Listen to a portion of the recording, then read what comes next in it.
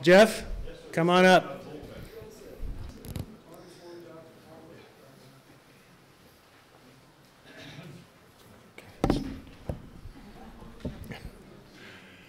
Wasn't Nellie terrific? Yes. Another round of applause for Nellie. And I think a round of applause for your board. They really have done yeoman's work in rewriting and presenting on the update to the community vision plan, in reaching out to as many people as possible. So from my recognition, I know a little bit of what's been done, but a round of applause to your board. They've done great work. And where's Ken? Are you Ken? Ken? No, you didn't do anything yet, but could you hear the sigh of relief from Ken and from Paul when they heard that the county taxes would not go down if there was an easement? I could hear the sigh of relief in the back of the room. Oh, I'm sorry, and so my apologies. My name is Jeff Gudman. I served for 8 years on the Lake Oswego City Council from 2011 through 2018 and was very engaged in the 5-party agreement, the 3-party agreement, and then looking at some of the numbers. And I do want to give a shout out to Ken Humbertson again on the Clackamas County Commission. That 5-party agreement that's referred to had the 3 cities, Westland, Lake Oswego, and Tualatin. It had the county and the Metro Commission. And that agreement was approved unanimously. Think about that. A 5-party agreement about Stafford, a very mild, non-controversial issue, approved by all 31 elected officials. Ken was the driving force on the Clackamas County Commission. So thank you, Ken. To add on to, it was. To add on a little bit to what Rich was saying about the 5-party and then the 3-party, and I'll talk a little bit about some of the numbers in the Stafford area. For years, there had been court fights with the 3 cities, Metro, the state. A lot of legal fees were being incurred. And areas of disagreement were kept getting narrower and narrower, but there were still a lot of legal dollars being expended by everybody. So there was a moment in time where there was enough uncertainty on the part of all 5 governments. They all knew it was going to get resolved at some point. They didn't know when or how much it would cost. So that was what brought about the 5-party agreement. And what's really critical about that 5-party agreement is that Metro did something really quite unprecedented on their part and a big leap of faith on their part, and also the 3 cities. They ceded some of their authority, not all of it, but some of their authority with respect to what happens to the future of Stafford, and said, 3 cities, including Stafford with conversations, you guys work it out. We're going to provide you the opportunity to do this. We'll still have the final say, but we're giving up some authority about what can happen going forward. A very big deal on Metro's part, and we owe them a great deal of thanks. Year and a half later, through a lot more discussion, we had the 3-party agreement, which said the 3 cities, in effect, have to work together. Because, for example, and this is, I'm being taped on this? Okay. Okay. This is an example only. This is not being proposed. Don't assume that what I'm about to say is actually happening, okay? Say, for example, there was a 500-unit apartment complex proposed on Rosemont, okay? It's not happening. It's not been proposed. Nobody's brought it forward. We got that clear enough? Okay.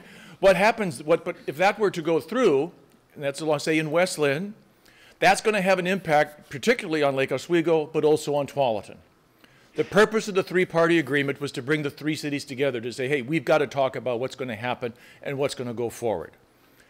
That 3-party agreement, it wasn't approved unanimously, but everybody on the 3 city councils agreed that the 3 cities need to work together on going forward with what happens here in Stafford. Now, the Stafford Hamlet doesn't have a legal authority like the 3 cities do. But the 3-city agreement and the 3-party agreement, the 5-party agreement, both have statements in there about the importance of including the Stafford Hamlet, the Stafford Board, the Stafford residents as part of that conversation. And that's something you want to keep pushing anytime something comes up. The Hamlet is supposed to be involved in these conversations. So that's a little more on the 5-party and the 3-party. Now let me talk a little bit about the dollars that are associated with potential development or conservation easements or outright purchases. As Rich referred to, about a year and a half ago, article in the Portland Tribune talked about the cost of infrastructure, of putting in infrastructure if Stafford was developed to an 8 unit per acre houses on the developable acres, and that number was $2.7 billion with a B. That came from a company called Friganizzi and Friends, I think. Did I get that right? Friganizzi and Associates, okay. Associates, friends, okay. Potato, potato, okay.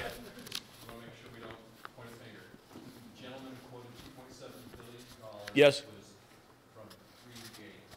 Thank you. My apologies. Thank you for that correction. Imagine that, a former elected official acknowledging he didn't know what he was talking about. Okay. But that $2.7 billion number was important because that's a number that would impact the 3 cities.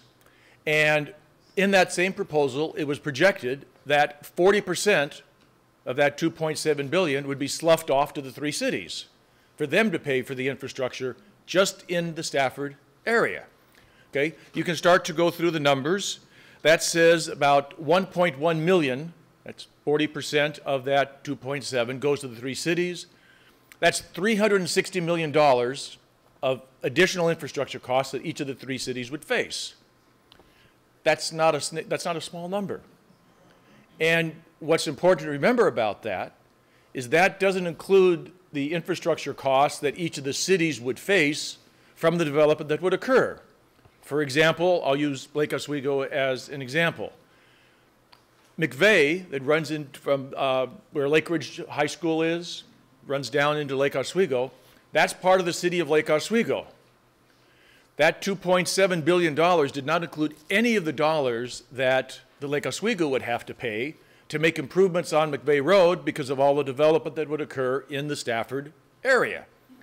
That number is another huge unidentified number, but it needs to be added to that $2.7 billion that would be in total.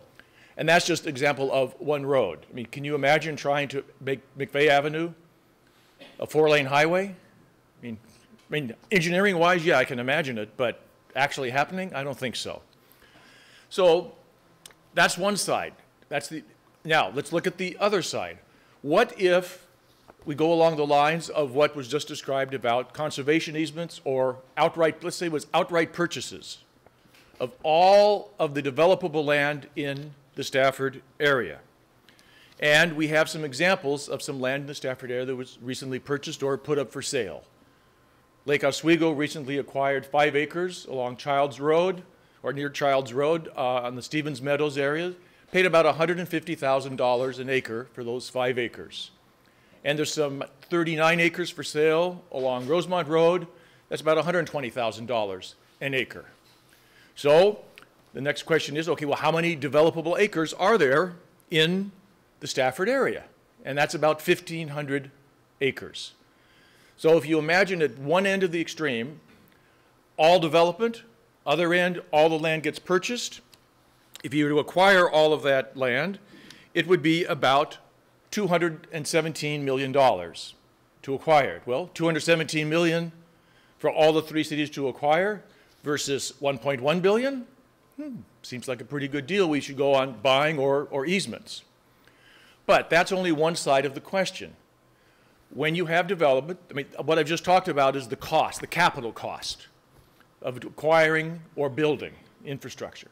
But once things are built, you then have police. You have fire, you have parks, you have planning. You have to take care of all that goes with that development that occurs. Or if you buy all the land, you still have to maintain that land. Open space that's been purchased by open space doesn't just stand there and not have anything dollars associated with it. So you have to look at the costs associated with after something goes operational. And you can do those numbers. Fortunately, the budget books are available for Tualatin, Westland, Lake Oswego. I hate to admit this, but those kind of documents are ones I have in my nightstand. Oh, okay. It's a sick mind. Okay, I acknowledge that. But those documents have a lot of information about the cost of police, of fire, of planning, of parks, of administration. And there could be some efficiencies that could come. So you say, okay, what if we had all this development would occur, 8 units per acre, on the developable acres? What's going to be the net cost to each of the 3 cities? Property taxes will come in, but you're going to have expenses going out. The net cost, about $10 million per city, after all the revenues and after all the expenses.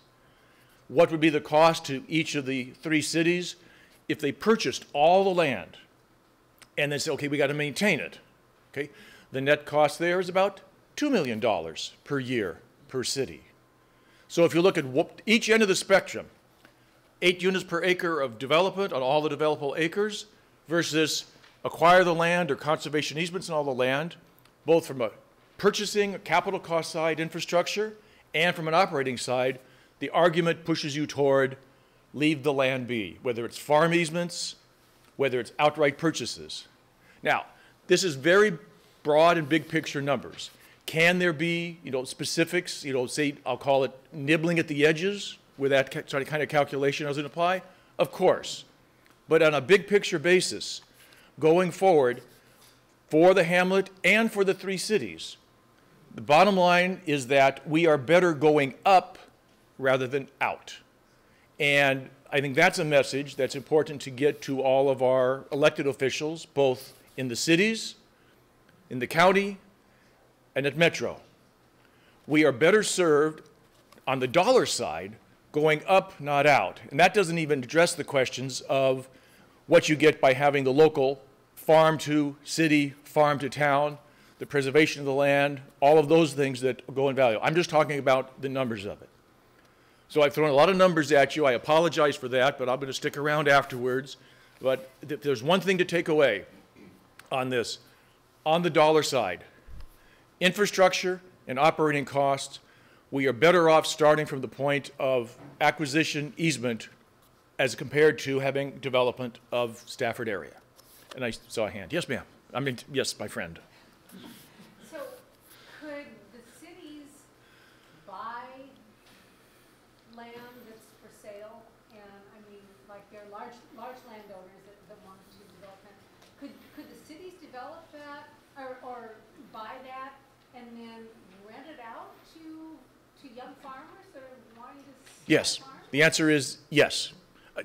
There's a lot of steps to get between. Did everybody hear the question? The question was, can the cities buy the land and then rent them out to farmers, or farmers who want to be people who want to be farmers? The answer to that question is yes. There's a lot of variations on that, but at the end of the day, it can be done. So there would be income to the cities Yes, there would be. instead of to replace the cost of maintenance. That is correct. Yeah. Hey, Richard? Richard. I want to get your correction on the microphone. Oh, it didn't come through? It was 3G or 3J? 3J Consulting. 3J. Okay. 3J Consulting, not Friganesi. Are we good? Okay. Are there other questions I can try and answer for you? Thank you very much for this opportunity.